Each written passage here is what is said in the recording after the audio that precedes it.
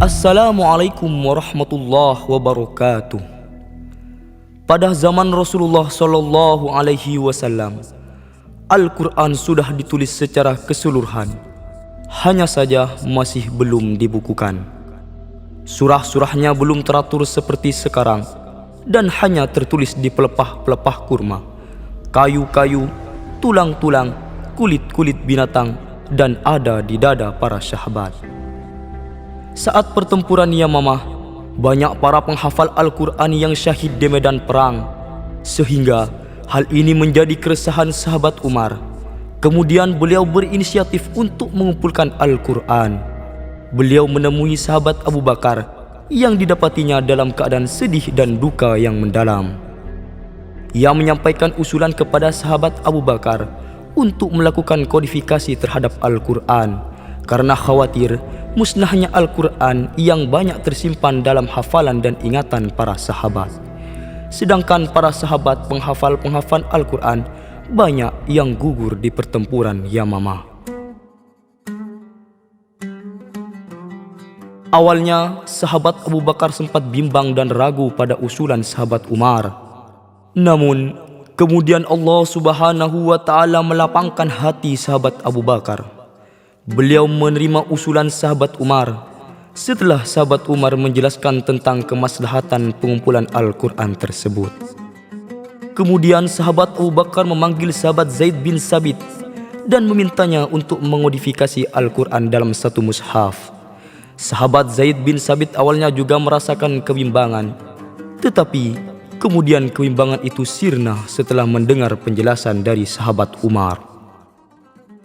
Pada mulanya Al-Quran yang tertulis tidak ada titik, tidak ada syakal atau harkat, apalagi penjelasan tajwid, maka dikhawatirkan mereka tidak akan mampu membaca Al-Quran dengan benar. Tentu saja akan sangat mempengaruhi terhadap pengertian yang ada di dalam Al-Quran. Agar Al-Quran dapat dibaca dengan benar dan pengertian-pengertiannya dapat dipahami dengan baik, maka para ulama melakukan ijtihad dalam peletakan syakal atau harkat, ilmu nahwu dan ilmu tajwid dan sebagainya. Pada tahun 69 Hijriah, Abu Aswad Ad-Du'ali menciptakan tanda baca syakal atau harkat yang masih berupa titik-titik. Titik-titik inilah yang membedakan huruf yang satu dibaca fathah dan yang lain dibaca kasroh atau dhammah. Pada fase berikutnya, ada ulama yang bernama Nasr bin Asim dan Yahya bin Ya'mar. Dua ulama ini berijtihad menciptakan garis-garis pendek untuk membedakan ejaan huruf yang sama, seperti ba, ta, ha, kho, dan sebagainya. Pada tahun 170 Hijriah, seorang ulama bernama Khalil bin Ahmad kemudian membalik fungsi tanda-tanda baca tersebut. Titik-titik yang tadinya merupakan tanda harkat diubah menjadi tanda pembeda ejaan antara huruf-huruf yang bentuknya sama. Beliaulah yang berijtihad menciptakan tanda tanwin, tasydid, dan sukun.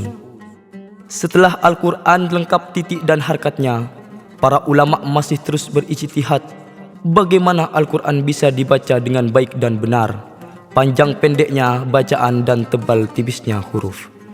Maka pada tahun 224 Hijriah, para ulama yang antara lain Imam Abu Ubaid Al-Qasim bin Salam mencetuskan sebuah ilmu yang dikenal dengan ilmu tajwid. Dari sinilah kita bisa mengerti panjang dan pendeknya bacaan serta tebal dan tipisnya huruf. Selain itu, kita juga dapat mengetahui makharijul huruf dan sifatul huruf yang ada dalam Al-Quran. Seiring dengan perkembangan zaman di era globalisasi yang ditandai dengan pesatnya pola pikir manusia, muncullah ide-ide untuk mempermudah masyarakat belajar membaca Al-Quran. Semua ini merupakan suatu bukti akan semakin nampaknya nur baginda Nabi Muhammad Sallallahu Alaihi Wasallam. Pada tahun 1965, disusunlah metode cara cepat belajar membaca Al-Quran, dan sampai saat ini masih terus berkembang metode-metode cara cepat membaca Al-Quran. Bagaimanakah metode pembelajaran Al-Quran di Pondok Pesantren Wali Songo Putra? Nah, hadirin wal hadirat yang berbahagia, marilah kita saksikan bersama metode-metode yang diterapkan di Pondok Pesantren Wali Songo Putra.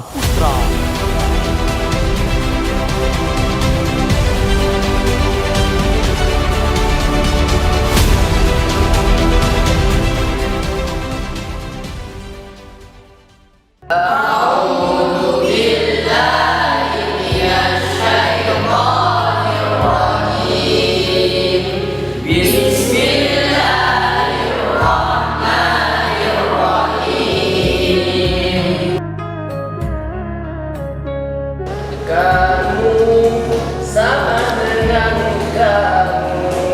kamu syi'an wa qalu qulubuna. Kamu sama dengan kamu shadiqina kunu syuyukhan. Bersama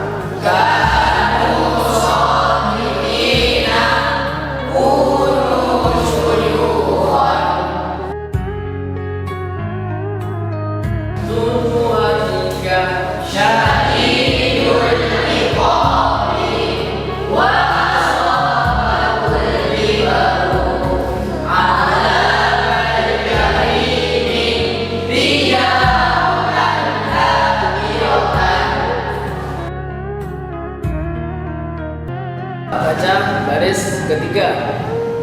Siratil hamidi al-jumu wal khawfu yazidu fil khalqi walau karihal kafiruna. Ikuti setelah saya.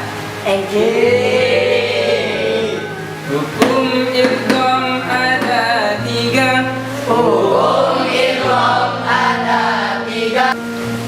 Yang pertama idgham mutamatsilain. Yang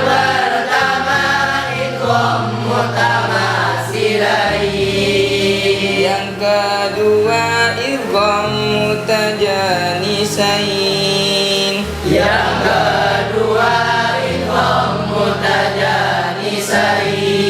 Yang ketiga idgham mutaqaribain.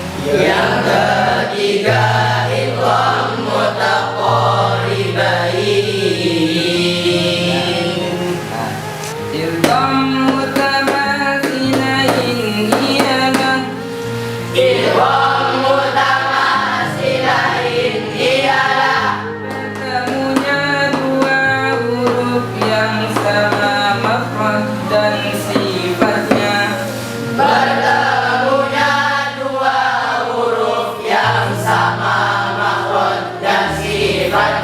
Yang pertama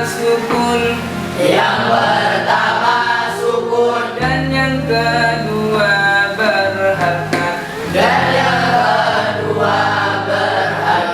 Seperti contoh fama rabihat tijaratuhum. Idrib bi'asaka